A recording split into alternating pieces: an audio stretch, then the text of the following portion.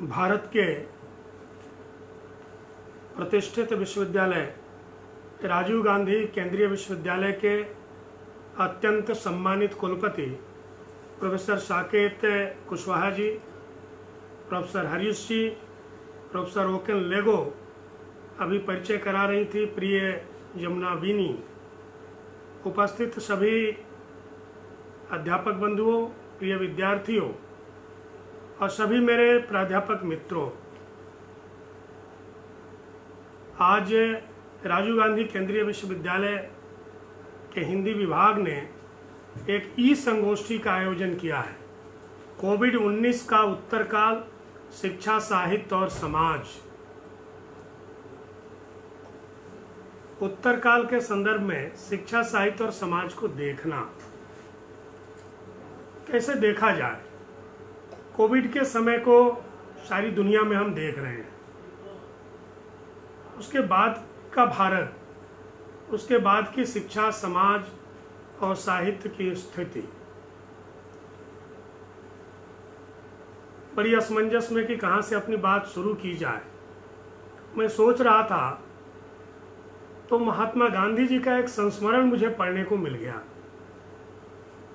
मैंने सोचा कि उससे बात शुरू की जाए। गांधी जी ने उस संस्मरण में लिखा है कि जिन लोगों का मेरे ऊपर सर्वाधिक प्रभाव पड़ा उसमें 3 व्यक्ति बहुत महत्वपूर्ण हैं। रायचंद भाई, टॉलस्टॉय और रस्किन। टॉलस्टॉय और रस्किन से दुनिया परिचित है। रायचंद भाई से भारत में भी कम लोग परिचित हैं। अब वो रायचंद भाई कौन थे जिनका नाम पहले स्थान पर गांधी जी लेते हैं, जिनसे मैं सर्वाधिक प्रभावित हुआ उनमें। ऐसे गांधी जी श्री गोपाल कृष्ण गोखले को अपना गुरु मानते थे। लिखा भी उन्होंने कई बार और कहा भी। गांधी जी 1891 ईस्वी में विलायत से बंबई आए और मुंबई जब आए, तब का बंबई आज का मुंबई, तो उस रात उनके ठहरने की व्यवस्था किसी के घर पर की गई थी। जिसके घर पर की गई थी उसके घर पर आ गए। गांधी जी ने लिखा कि जब मैं विलायत से मुंबई आया तो मेरे मन में बार बार भाव आ रहा था कि मैं आकाश से जमीन पर उतरा हूं। इंग्लैंड से मुंबई बैरिस्टर बनकर आया हूं। जिस परिवार में ठहराया गया वो एक व्यापारी परिवार था। उस परिवार के व्यापारी के बड़े भाई के जामाता यानी दामाद रायचंद भाई थे। उनसे गांधी जी का परिचय कराया गया। रायचंद भाई अंग्रेजी बोलना नहीं जानते थे। उनके परिचय में उनके ससुर जी ने ये बताया कि ये कवि हैं, व्यवसायी हैं और धार्मिक पुस्तकों का अध्ययन करते हैं। गांधी जी के लिए कवि, व्यवसायी, धार्मिक पुस्तकों का पढ़ने वाला, इसमें गांधी जी ने कोई बहुत रुचि नहीं ली। फिर उन्होंने कहा कि यह शतावधानी है। गांधी जी की दिलचस्पी इस शब्द में थी। फिर गांधी जी ने पूछा, अब रायचंद भाई से ही बातचीत करने लगे कि यह शतावधानी क्या होता है। रायचंद भाई ने बताया कि आप 1 से लेकर 100 तक किसी शब्द का नाम लीजिए, किसी वस्तु का नाम लीजिए और फिर मुझसे पूछिए कि किस नंबर पर हमने क्या बोला है, मैं उसको बता दूंगा। गांधी जी को बहुत आश्चर्य होगा कि ये भी कोई पढ़ाई हो सकती है क्या। भारतीय शिक्षा किस तरह से दी जाती थी, स्मरण का क्या महत्व है और व्यक्ति कैसे महत्वपूर्ण बनता है, इसका एक पहला उदाहरण मुंबई उतरते ही गांधी जी को मिला। गांधी जी ने सोचा कि परीक्षा ले ली जाए। इनका परिचय इनके ससुर जी ने कराया है और ये स्वयं भी कह रहे हैं कि मैं शतावधानी हूँ। तो गांधी जी को कई भाषाएं आती थी। गुजराती थे, अंग्रेजी आती थी, हिंदी आती थी, गांधी जी को मराठी भी आती थी। गांधी जी ने क्या किया 100 तक नहीं, 100 से कुछ कम वस्तुओं के नाम लिखे और जानबूझ करके कई भाषाओं में लिखा। गांधी ने लिखा है कि मुझे तो याद नहीं रहता, इसलिए हमने उसको लिख लिया और कागज़ के टुकड़े पर लिख करके पूछना शुरू किया रायचंद भाई से कि बताओ 35वें नंबर पर क्या कहा था हमने। इस तरह से उन्होंने कई प्रश्न पूछे।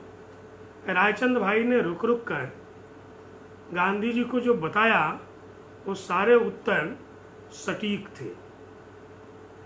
गांधी जी ने पूछा कि आपकी पढ़ाई कितनी हुई है। रायचंद भाई ने कहा कि मैं गुजराती मिडिल स्कूल से पढ़ा हुआ हूँ। उसके बाद गांधी जी ने लिखा है कि ये सुनने के बाद, गांधी जी के शब्द हैं, विलायत की हवा थोड़ी कम हो गई। यानी एक आदमी शहर में उतरते ही कह रहा है कि मैं आकाश से उतरा हूँ और 2-4 घंटे बाद कह रहा है कि विलायत की हवा थोड़ी कम हो गई। फिर उनसे दर्शन पर बात हुई। गांधी जी ने देखा कि जो इनका परिचय कराया गया है उसके बारे में भी जान लो। फिर उन्होंने धर्म के बारे में बहुत सी बातें की। गांधी जी ने उसका उल्लेख किया है और कहा कि वो 24-25 साल के नौजवान थे, गांधी जी से 2-3 साल उम्र में बड़े थे, कि उस व्यक्ति ने धर्म के बारे में जो बताया वो जीवन भर मेरा पथ प्रदर्शक रहा। मैं उस रास्ते पर चलता रहा। फिर गांधी जी के मन में आया कि व्यक्ति इतना कैसे पढ़ा है। कहा कि सारे धर्मों को उन्होंने पढ़ा था, कुरान बाइबल पढ़ी थी, जैन धर्म के बहुत से ग्रंथों को उन्होंने पढ़ा था, वेदांत की छाया थी उनके ऊपर, पढ़ा सब कुछ था। चलते चलते गांधी जी को उन्होंने 5-7 पुस्तकों का नाम भी बता दिया, यानी रेफरेंस बुक भी बता दिया कि आप अपनी जानकारी बढ़ाना चाहते हैं तो इन पुस्तकों का अध्ययन कर लीजिए। गांधी जी बहुत भारी मन से कि अब तक जो मैंने पढ़ाई पढ़ी थी, जो पढ़कर आया हूँ, उस पढ़ाई पर रायचंद भाई की जो पढ़ाई है वो बहुत भारी पड़ गई। और गांधी जी ने निष्कर्ष निकाला कि हम चाहे जिस धर्म को मानते हैं, हर मार्ग से ईश्वर को प्राप्त कर सकते हैं, किसी को भी अपना धर्म छोड़ने की आवश्यकता नहीं है। विलायत से महाराष्ट्र के मुंबई आते ही गांधी जी को ये ज्ञानवर्धन हो गया। गांधी जी भारत को घूमते रहे। काशी हिंदू विश्वविद्यालय की स्थापना हुई। पंडित मदन मोहन मालवीय जी ने उनको निमंत्रित किया था, उनसे बातचीत हुई। 17 में गांधी जी ने लिखा कि मालवीय जी को कई भाषाओं पर अधिकार है और साथ में मालवीय जी की अंग्रेजी की प्रशंसा करते हुए गांधी जी ने कहा कि पंडित मदन मोहन मालवीय की अंग्रेजी में चांदी की चमक है। हम सब लोगों को मालूम है कि पंडित मदन मोहन मालवीय जी की पढ़ाई की शुरुआत संस्कृत पाठशाला में हुई। पिताजी भागवत की कथा कहते थे। मालवीय जी को भी भागवत में रुचि थी। बाद में उन्होंने अंग्रेजी पढ़ी और बहुत बाद में। जिस व्यक्ति ने जीवन में बाद में अंग्रेजी पढ़ी, उसकी अंग्रेजी की प्रशंसा महात्मा गांधी कर रहे हैं। गोलमेज सम्मेलन में जो मालवीय जी का व्याख्यान हुआ, उसकी प्रशंसा सारी दुनिया में हुई। इतना ही नहीं, एक बैठक में कांग्रेस के कुछ कार्यकर्ताओं की उर्दू और फारसी की बात चल रही थी, तो गांधी जी ने कहा, देखो उर्दू बोलनी है तो पहले मालवीय जी की उर्दू सुनो। पंडित मदन मोहन मालवीय जैसी उर्दू बोलते हैं वैसी उर्दू बोलो। कोई एक नौजवान कार्यकर्ता खड़ा हुआ और कहा कि वे तो महामानव हैं। गांधी जी ने उनको बैठाया कि सीखने की कोशिश करो, महामानव मानने के बाद सीख नहीं पाओगे। भाषा इन्होंने संस्कृत से पढ़ाई शुरू की, उसकी उर्दू की प्रशंसा उसकी अंग्रेजी की प्रशंसा पंडित मदन मोहन मालवीय जी कर रहे हैं। मालवीय जी क्या सीख रहे थे और गांधी जी क्या सीख रहे थे? महात्मा गांधी जी की 150 वर्षवीं जयंती हम भारत भर में मना रहे हैं और भविष्य की शिक्षा, साहित्य और समाज की बात कर रहे हैं। तो गांधी जी ने जिस प्रकार से शिक्षा को प्रचारित किया, शिक्षा को जिस तरह से सीखा, उस पर चर्चा प्रासंगिक है। दूसरे स्थान पर टॉलस्टॉय की जो बात हो रही थी, गांधी जी ने टॉलस्टॉय का kingdom of heaven is with in you पढ़ा, यानी ईश्वर का राज्य तुम्हारे हृदय में है। टॉलस्टॉय को साउथ अफ्रीका के आंदोलन के पश्चात एक पत्र भी लिखा। उनसे किसी प्रकार की मदद की अपेक्षा भी थी। आंदोलन और साउथ अफ्रीका में किस तरह से भारत सहित एशियाई लोगों पर अत्याचार हो रहा है, इसकी चर्चा लंदन से एक पत्र लिखा टॉलस्टॉय को, उसमें गांधी जी ने की। टॉलस्टॉय पर लिखते हुए गांधी जी कहते हैं कि टॉलस्टॉय में मैंने देखा कि जैसा कहते थे वैसा वे करने वाले थे। दूसरी बात कि इतना संपन्न व्यक्ति, टॉलस्टॉय बहुत अमीर परिवार से आते थे, इतना सादगीपूर्ण जीवन कैसे जीता है? टॉलस्टॉय की सादगी गांधी जी को आकर्षित कर गई। गांधी जी के शब्द हैं कि टॉलस्टॉय ने 56 भोग भोगे थे, यानी हर तरह के सुख वैभव का उपयोग टॉलस्टॉय ने किया था। इसके बावजूद नितांत सादगीपूर्ण जीवन जीते थे। आगे गांधी जी कहते हैं कि वे सत्य की मूर्ति थे, अहिंसा के प्रवर्तक थे। इस रूसी लेखक की अहिंसा की वृत्ति से गांधी जी प्रभावित हो रहे हैं। क्यों न प्रभावित हो? रूस के इतिहास को पढ़िए, 1940 तक का क्रांतियों से भरा हुआ है। वो क्रांति खूनी क्रांतियां हैं। लेनिन और स्टालिन के समय में इतने लोग मरे और मारे गए रूस में कि ऐसा लगता है कि जैसे हिटलर उनसे सीख रहा हो। हिटलर ने जो मारा वो संख्या स्टालिन के समय से बहुत कम है। और गांधी जी उसी देश के एक साहित्यकार टॉलस्टॉय से अहिंसा सीख रहे थे और उनको अहिंसा का प्रवर्तक कह रहे थे। ये क्या, ये घटनाएं, ये संस्मरण हमारी शिक्षा के हिस्सा हैं। गांधी जी पर बोलते और लिखते समय, गांधी जी को पढ़ते समय क्या इन घटनाओं की चर्चा होती है? अनौपचारिक शिक्षा की हम बात करते हैं। हमने इस बीच ये समझा कि धारा प्रवाह, अंग्रेजी और तकनीक, ये शिक्षा होती है। भारत जब मैन्युफैक्चरिंग में भारत का बहुत बड़ा हिस्सा था, वो समय था शाहजहां और औरंगजेब का, जब देश में बहुत से युद्ध हो रहे थे। बड़े और शास्त्री इस विश्वविद्यालय के कुलपति हैं। आज मैंने कई कुलपतियों से बात की। ये कौन सी परिस्थितियां थी कि 16वीं शताब्दी के अंत में मैन्युफैक्चरिंग में हम 28% थे, 22% थे। उसके पहले हमारी स्थिति 34% की थी। और अभी मैन्युफैक्चरिंग में भारत 3% है, चीन 28% है, जापान 7.5% है, अमेरिका चीन से कम है, 17% है। प्रश्न ये है कि जब भारत मैन्युफैक्चरिंग में 22% था और 28% था, तो व्यापार किस भाषा में होता था? क्या अंग्रेजी में भारत का व्यवसाय होता था? जब हम मैन्युफैक्चरिंग में 34% थे, जब 28% थे, तो बताया गया इसकी जरूरत नहीं थी। जिन देशों से व्यापार करना था, जो लोग आते जाते थे, उसमें से कुछ महत्वपूर्ण लोगों को उस देश की भाषा आती थी। बाकी जो निर्माण कर रहे हैं उनके लिए जरूरी नहीं था कि आप अरब से कर रहे हैं या जापान से कर रहे हैं या चीन से व्यापार कर रहे हैं तो वहाँ की भाषा को सीखें। चीन आज सबसे ऊपर है, तो किस भाषा में उसकी मैन्युफैक्चरिंग होती है?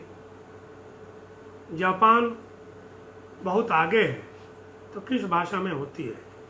भारतीय शिक्षा पर जब हम विचार करते हैं तो इस पर विचार करने की ज़रूरत है। कोविड-19 का समय चल रहा है, देश भर में कोरोना की सोच है, चिंता है। हमारी अनौपचारिक शिक्षा ने हमको किस प्रकार प्रशिक्षित किया, हमको ध्यान आता है। प्रोफेसर राचप ताबाजी इस समय इस प्रतिष्ठित विश्वविद्यालय के कुल सचिव हैं। एक पाठ्यक्रम 2002 में संस्कृत संभाषण का भारत सरकार के माध्यम से राजीव गांधी विश्वविद्यालय में शुरू हुआ। मैं ताबाजी को निमंत्रित करने के लिए गया था। उनकी बेटी विवेकानंद विद्यालय में एक विषय संस्कृत पढ़ती थी। जब जरूरत होती थी तो मेरी पत्नी डॉक्टर वंदना के पास पूरे परिसर के जो संस्कृत पढ़ने वाले विद्यार्थी थे वे जदा कदा आते थे। खैर, मैं ताबाजी के घर से आने लगा। ताबाजी सुन रहे होंगे, उनको ध्यान भी होगा। तो ताबाजी ने अपनी पत्नी से कहा कि पांडे सर को सब्जी दो। मैं चकित हुआ कि ताबाजी हमको सब्जी क्यों दे रहे हैं। देखा कि उनके परिसर में, कैंपस में जिस बंगले में रहते थे, मिर्च लगी हुई थी, लाई पत्ता था। घर से एक पॉलीथीन में निकालकर उनकी पत्नी ने दिया। मुझे ध्यान आया कि ये भारतीय संस्कार है, ये हमारा समाज है, और हमारे समाज ने ये अनौपचारिक शिक्षा दी है कि घर में जो भी उत्पन्न होता है, पैदा होता है, तो हमारे घर में कोई आवे तो हम मिलजुल कर खाते हैं और खिलाते हैं। पांडे सर शाकाहारी हैं, वेजिटेरियन हैं, तो हमारे घर की सब्जी है, इनको भी सब्जी दी जाए। एक प्रोफेसर दूसरे प्रोफेसर को सब्जी दे, तो मुझे ध्यान आया कि गांव में किसी के घर से कोई चीज़ आती थी तो मेरी माँ कहती थी कि उसकी डलिया खाली नहीं जानी चाहिए। उसके घर से आया हुआ सामान हम निकाल लेते थे, ले लेते थे, और कोई दूसरा सामान उसमें भर करके देते थे। ये शिक्षा जनजातियों के भीतर कहाँ से आई? ये संस्कार उनके भीतर कहाँ से आए? लगे हाथ एक मुझे दूसरा संस्मरण याद आता है। निर्जुली में मैं सब्जी लेने गया था। संजोग से पूरा तादो जी एक बूढ़ी महिला के पास, संभवतः वो आपातानी होगी क्योंकि उसने चेहरे को गुदवा रखा था, वहाँ मशरूम खरीद रहे थे। मैं भी उस दुकान के पास गया, ज़मीन पर बैठकर बेच रही थी। हमने प्रोफेसर तादो जी से कहा, हमें सूचना मिली कि प्रोफेसर तादो जी अब नहीं रहे। मेरी विनम्र श्रद्धांजलि, राजनीति शास्त्र के प्रोफेसर थे। मैं कहा कि तादो जी, जंगली मशरूम खाने से तो शायद जहर होता है, आदमी मर सकता है। तादो जी ने बड़ी अच्छी बात कही, ये कि जहरीला मशरूम जनजातीय महिला नहीं बेच सकती है। उसको पहचानने के कई तरीके हैं। वो पहले खाती है, वो देखती है कि कीड़े मकोड़ों ने खाया है या नहीं खाया है, और यदि कोई किसी की मृत्यु हो जाए तो बेचने वाले को पाप लगता है। इसलिए जहरीली सब्जी अरुणाचल की महिलाएं नहीं बेचती। हिम्मत करके हमने भी ले लिया। आज मैं सोचता हूँ कि वो कितना बड़ा संस्कार है, कितनी बड़ी शिक्षा है, जिसे हम निरक्षर कहते हैं, जिसे हम अशिक्षित कहते हैं, जिसे हम जनजातीय कहते हैं, ट्राइबल कहते हैं। उनके शिक्षा का स्तर, समझ का स्तर कितना ऊंचा है।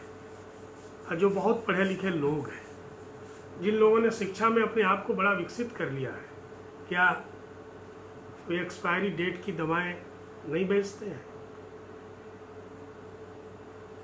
केमिकल का दूध नहीं बेचते? जहरीले खाद्य पदार्थों की बिक्री नहीं करते हैं? क्या बाजार में जहरीले मावा नहीं बिकते हैं? ये बनाने वाले शिक्षित और पढ़े लिखे लोग हैं, ये ग्रामीण और जनजातीय लोग नहीं हैं। आज कोरोना ने सिखाया है कि शिक्षा कैसी होनी चाहिए। एक बार भूखमरी के शिकार कुछ लोग हुए। स्वामी विवेकानंद जी चेन्नई में थे। सुनकर उनके आंखों में आंसू आ गए। किसी ने पूछा, स्वामी जी क्या बात है?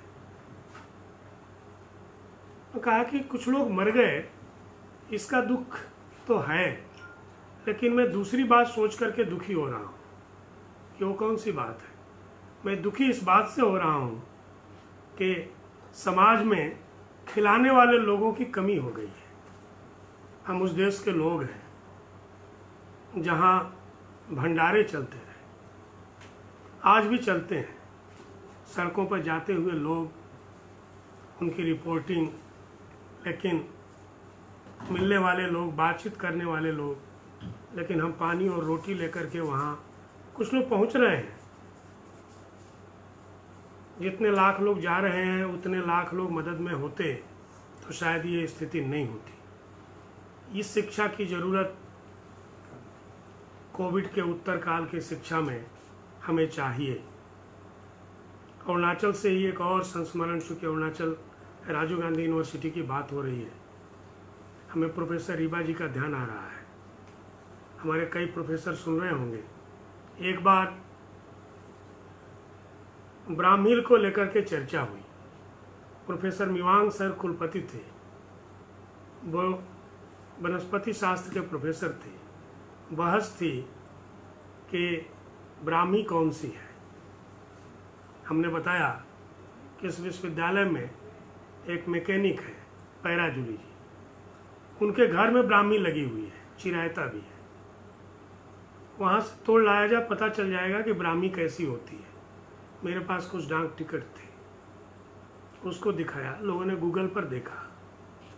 यानी जो मेडिसिनल प्लांट्स है, पौधे हैं, उस समय बड़ा पवित्र विचार प्रोफेसर ताबा जी के मन में आया था। कुछ पौधों की उन्हें पहचान थी, कुछ मैंने कराई। उन्होंने कहा कि मेरी इच्छा है कि राजीव गांधी विश्वविद्यालय में औषधीय पौधों का एक बेहतर उद्यान बनाया जाए। ये चर्चा केवल यहीं की नहीं है। इस चर्चा के बाद विजिटर नॉमिनी के रूप में मैंने कई विश्वविद्यालयों में, कुलपति महोदय कई बार आग्रह करते हैं विजिटर नॉमिनी से कि आप भी पूछिए। तो विज्ञान में क्या पूछा जाए, तो मेडिसिनल प्लांट्स पर काम करने वालों से पूछ ही लिया कि अर्जुन का पेड़ देखा है क्या, ब्राह्मी और मंडूक पर्णी में क्या अंतर होता है। तो अधिकांशतः जवाब नहीं में आया कि किसी ने कहा कि हम बार्क पर काम करते हैं, किसी ने कहा कि हम लैब में पत्ते मंगवा लेते हैं। देखने की ज़रूरत कम समझी गई। ये विज्ञान पर ही लागू नहीं है, ये अन्य विषयों पर लागू है। क्योंकि जो हमने शोध की पद्धति बनाई, ये आधुनिक पद्धति भी नहीं है। जो भाषा हमने अपनाई, जो संस्कार हमने अपनाए, वे भारतीय नहीं थे। आज इस व्याख्यान के पूर्व मेरे मन में इच्छा हुई कि मैं उन कुछ बातों को बताऊं कि 1947 के पश्चात विशेषकर उच्च शिक्षा भारत में अंग्रेजी माध्यम से दी गई। कई एम्स बने हुए हैं, IITs की भरमार है, MNIT है, NIT है। तो उन आविष्कारों को बताया जाए कि 1947 में अंग्रेजी माध्यम से उच्च शिक्षा देने के पश्चात भारत ने विज्ञान में जो उन्नति की, बहुत उन्नति किया है। हमने परमाणु परीक्षण किया है, परमाणु बम बनाया है, मिसाइलें बहुत दूर तक जाती, बहुत सी दवाएं हैं, हमारे डॉक्टर बेहतर ऑपरेशन करते हैं। मेरी रुचि इसमें है कि जिन दवाइयों को हम खा रहे हैं उसमें से कितनी दवाइयों का आविष्कार भारत ने 1947 के बाद किया है। आप गूगल पर देख लीजिए, कुछ प्रोफेसर से पूछ लीजिए। आज ही मैंने कुछ प्रतिष्ठित लोगों से बात की है।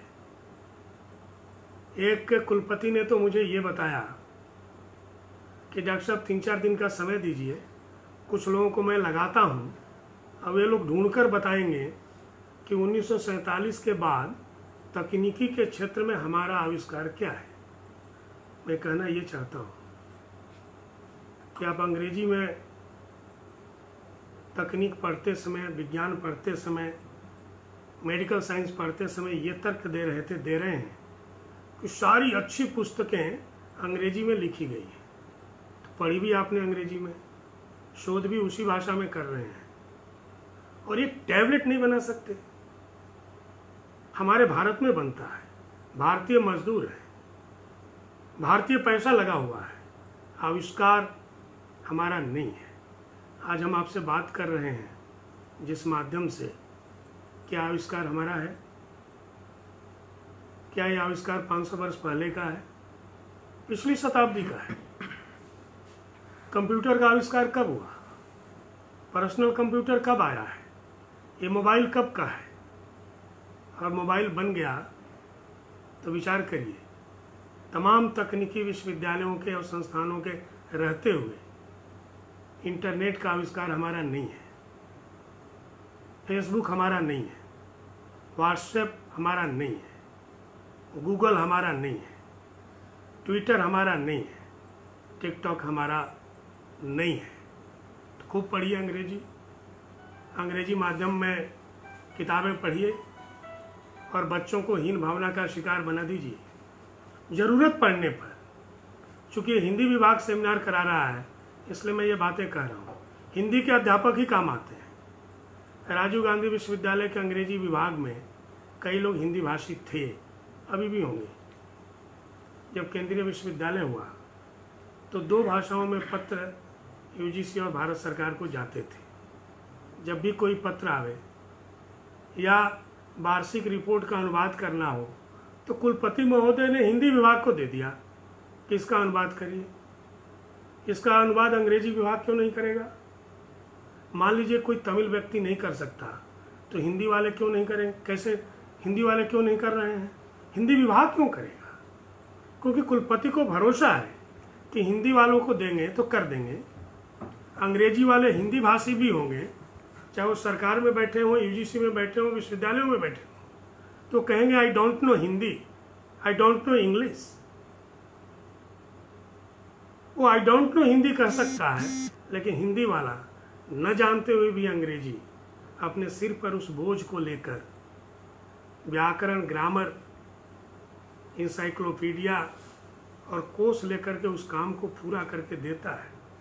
क्योंकि हमारा संस्कार हिंदी है, भारतीय है। अंग्रेजी पढ़ने के साथ उनका संस्कार अंग्रेजी है, इसलिए अंग्रेजी वाले हिंदी में काम करके नहीं देते हैं। हिंदी वालों पर दबाव है कि आप हिंदी में भी करिए, अंग्रेजी में भी करिए। अब जहाँ तहाँ अनुवादक की व्यवस्था नहीं तो आप स्वयं करके दीजिए, लेकिन अंग्रेजी में काम करने वाला कोई भी व्यक्ति 2 भाषाओं में काम करके नहीं देता है।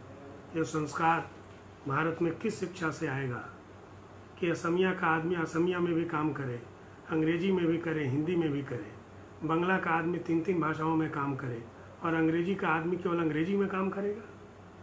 ये नीति कब तक चलेगी? इस नीति से कितनी हताशा आएगी देश में। हमने अर्थव्यवस्था के आंकड़े दिए, सारा अर्थशास्त्र अंग्रेजी में पढ़ा दिया, हमारी ग्रोथ रेट कम है, हमारी मैन्युफैक्चरिंग की रेट हमने बता दी, हमने सारी इंजीनियरिंग पढ़ा दी। गंगोत्री से गंगा निकलती है, बंगाल की खाड़ी में मिलती है, बीच में लगभग 50 शहर पड़ते हैं। यमुनोत्री से यमुना निकलती है, इलाहाबाद में आकर मिलती है। दिल्ली और आगरा जैसे बड़े शहर पड़ते हैं। गंगा के किनारे हरिद्वार, ऋषिकेश, कानपुर, काशी जैसे शहर हैं। शहर का गंदा पानी नदियों में गिराया जाता है। ये बात चाहे उस जमाने के राजाओं को बतलाई गई हो या बाद में मंत्रालय में मंत्रियों को सुझाई गई हो। नाले सरकारी पैसे से बने, शहरों के गंदे पानी के नाले पवित्र नदियों में गिरा दिए गए। ये कौन लोग थे? ये अंग्रेज नहीं थे, ये भारत के अभियांत्रिकी के, इंजीनियरिंग वाले अभियांत्रिकी सुनना पसंद नहीं करते हैं, भारत के इंजीनियरिंग कॉलेजेस में पढ़े हुए इंजीनियर थे जिन्होंने ये सुझाव दिया कि गंदा पानी देश की नदियों में गिराया जाता है। अब ये ज्ञान क्यों आया उनको? क्योंकि इंजीनियरिंग की पढ़ाई उन्होंने अंग्रेजी में पढ़ी थी। उनको गंगा, यमुना, सरस्वती, सरयू, नर्मदा की पवित्रता का बोध नहीं था। जो बोध था वो दिमाग से निकल गया, इसलिए दूसरा कोई उपाय सूझा ही नहीं। प्रथम दृष्टया ये उपाय सूझा कि नदियों का पानी गंदा करो। भले गंदा करने का भाव नहीं होगा, लेकिन शहर के पानी का निस्तारण अन्य तरीके से भी हो सकता है। ये सूझा ही नहीं, और इसलिए नहीं सूझा कि उनकी शिक्षा भारतीय भाषाओं के माध्यम से हुई ही नहीं थी। आज भारत की पूरी नदियाँ गंदी हैं, तो भारत में अंग्रेजी माध्यम से इंजीनियरिंग पढ़े हुए लोगों के कारण है।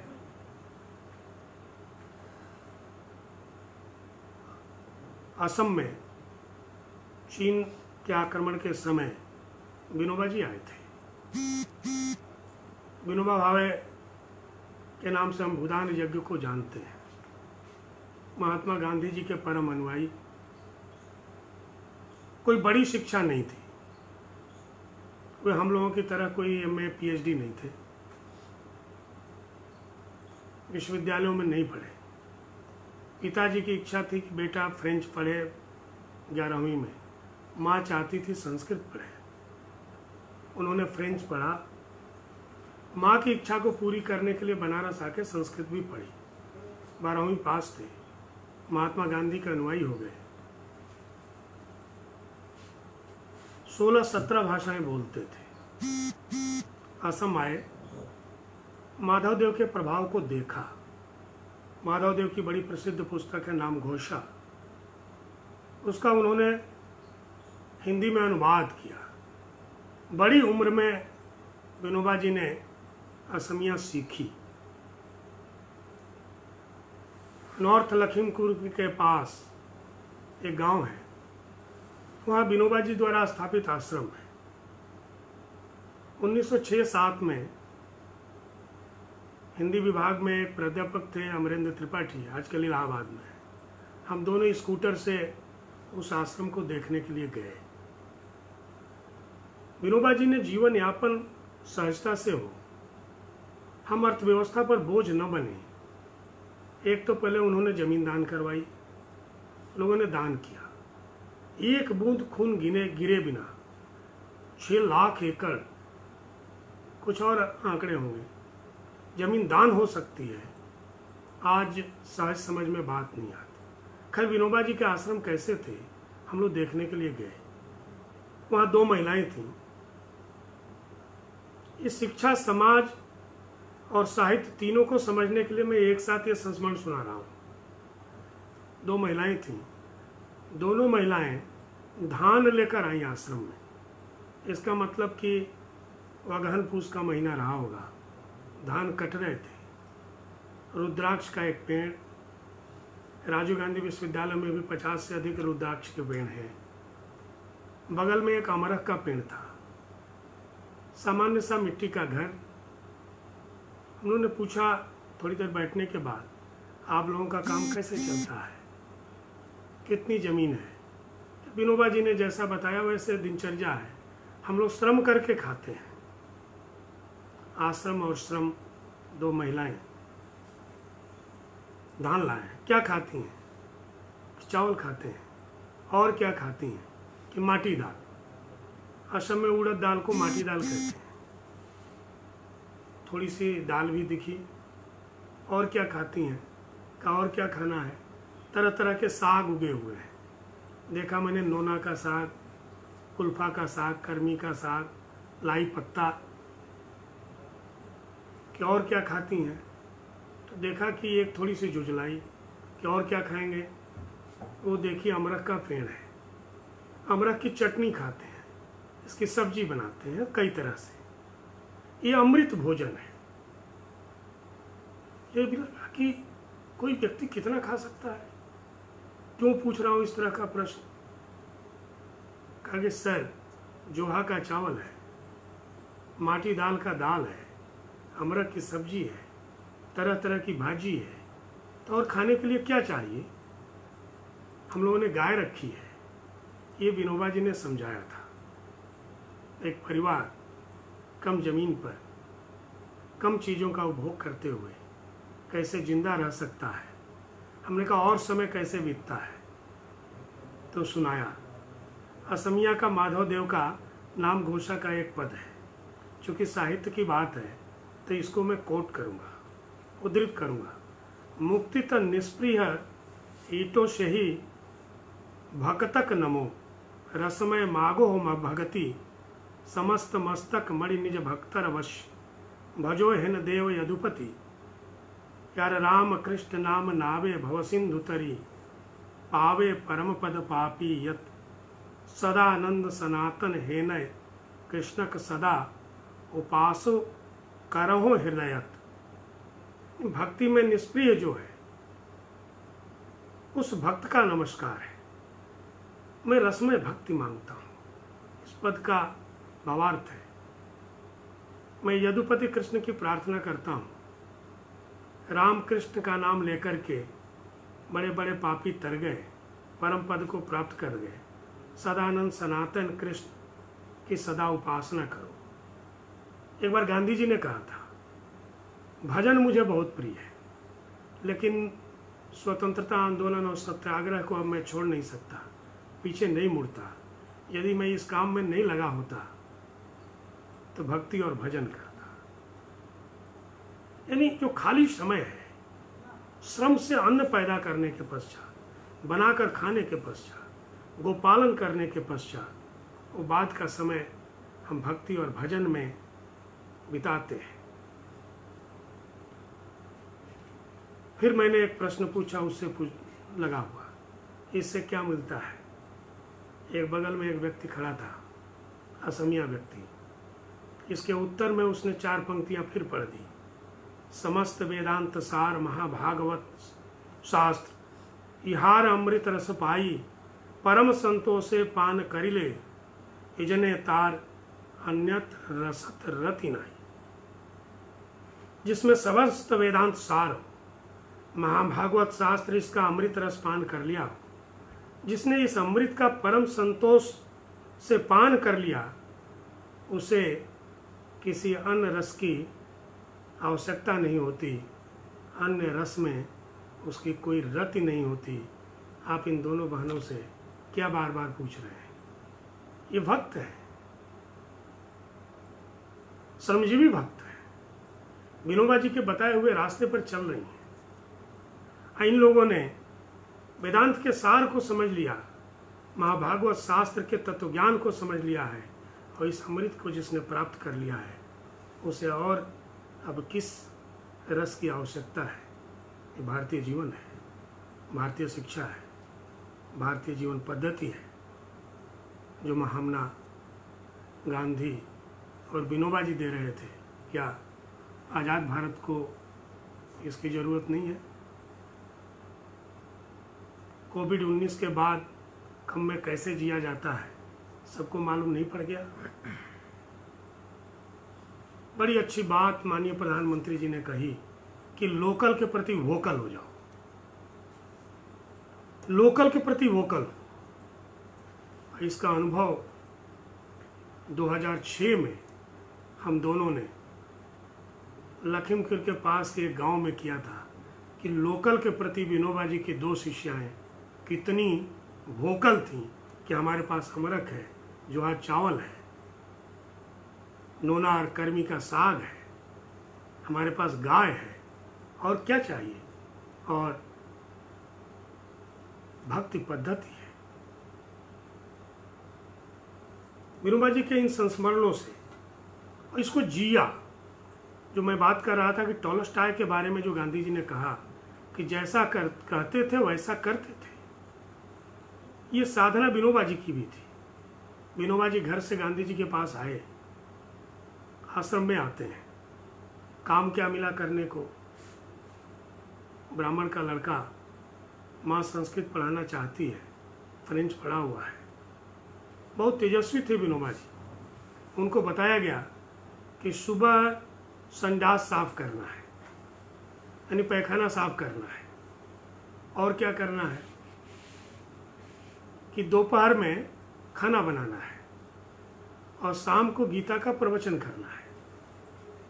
विनोबा जी ने लिखा कि काम कोई कठिन नहीं था, काम की प्रवृत्ति अलग थी।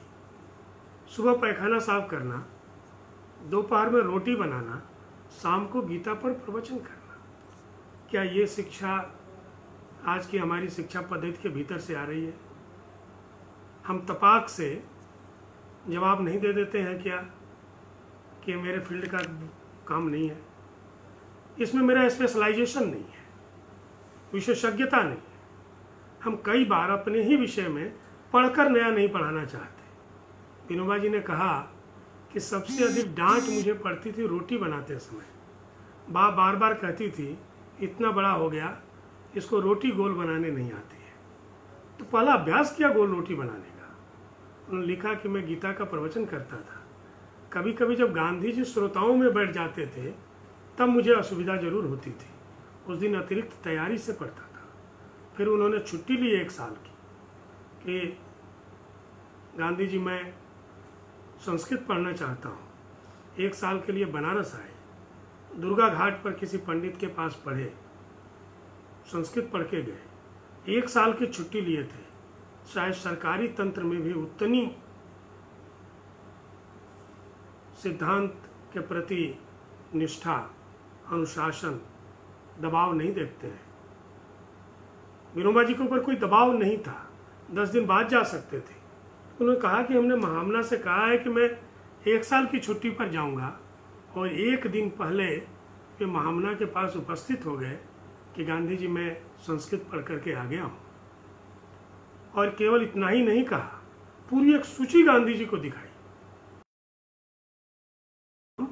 किया है, किन किन पुस्तकों का अध्ययन किया है। हमारे काम के भीतर इस प्रकार की सिद्धता, सिद्धांत निष्ठा, उसकी हमें आवश्यकता है, जिसका स्मरण हमें बार बार आता है।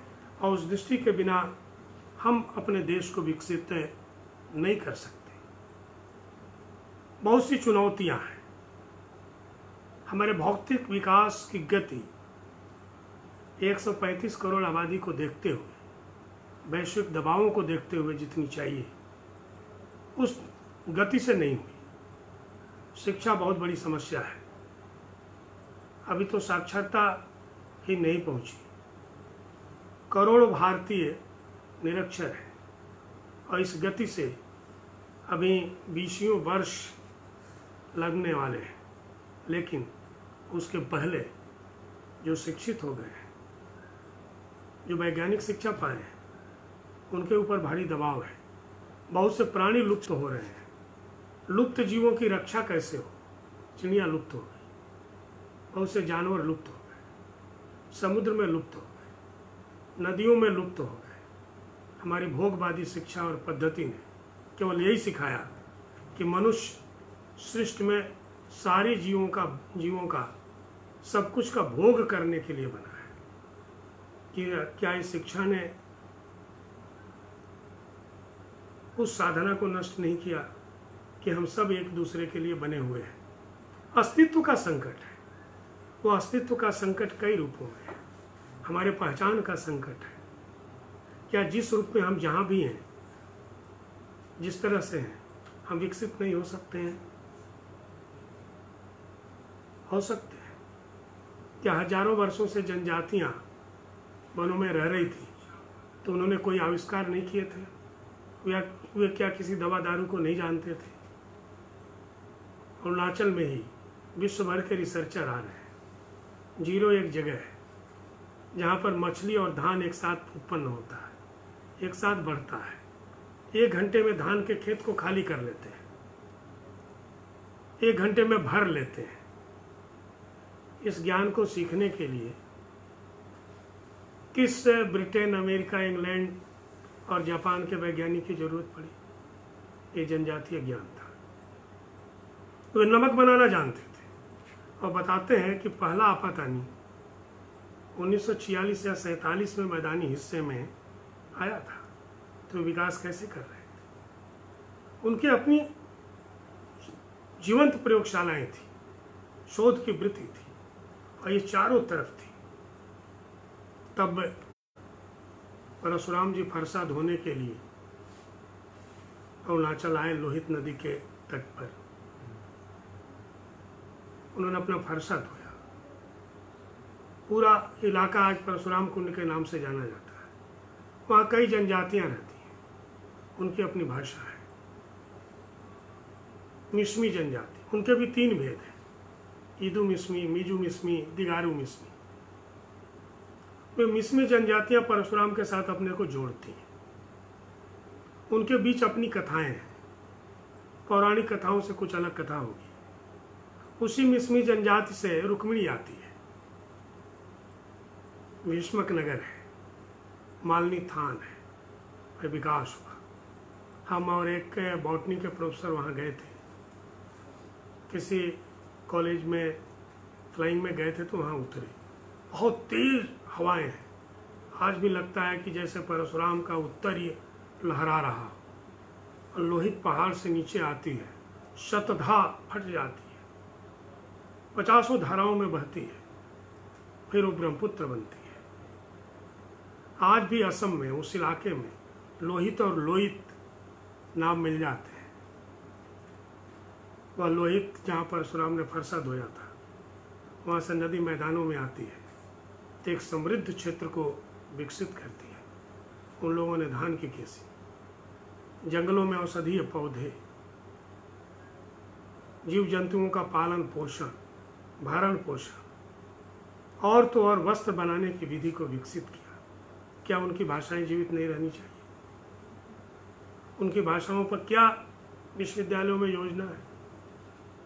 किस तरह से उनकी भाषाएं जीवित रहें, जिन भाषाओं के माध्यम से वो विकसित हुए? क्या एक ही भाषा दुनिया में चलेगी, भारत में चलेगी? उन भाषाओं की शब्दावली को क्या वो भाषाएं पचा सकेंगी? जो भाषा पचा सकती है, उसकी ओर से हमारा ध्यान हटा है। मैं मैंगो खरीदने जा रहा हूँ, हिंदी वाला पचा लेगा, लेकिन I am going to purchase आम, क्या ये आम अंग्रेजी में पचता है?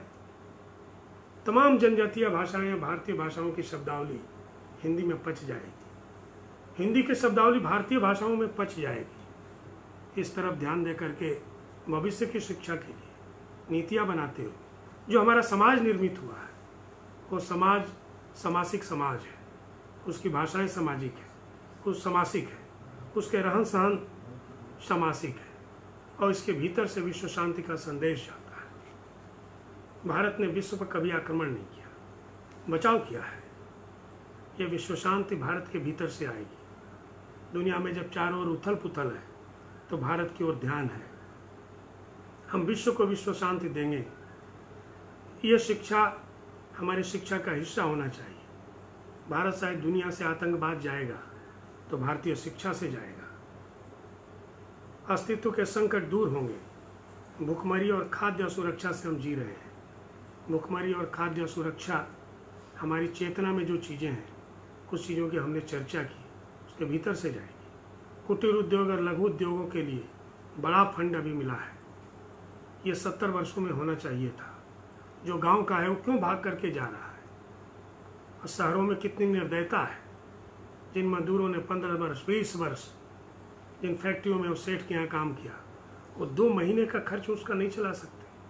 वेतन भी कितना, 6,000 5,000 रुपये। 10,000 रुपये एक मजदूर को हम नहीं दे सकते हैं।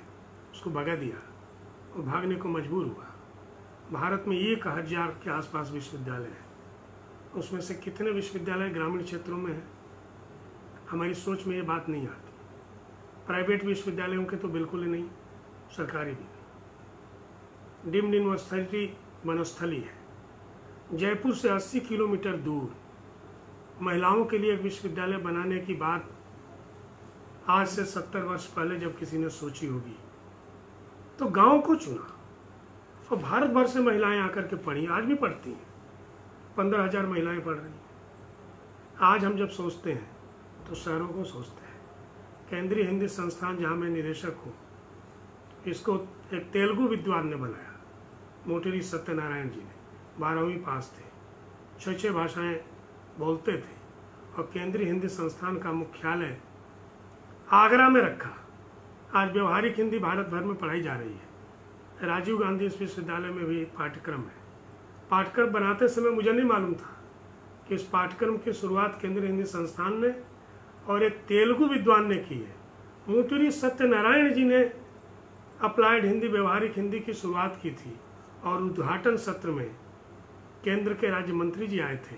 समापन में यूजीसी के चेयरमैन आए थे। यहाँ से व्यवहारिक हिंदी जाती है, और एक हिंदी भाषी विद्वान के दिमाग में ये बात आती है कि हिंदी को बढ़ाना है, भारतीय भाषाओं को बढ़ाना है, तो उसमें व्यवहारिक रूप से पढ़ाई की जानी चाहिए।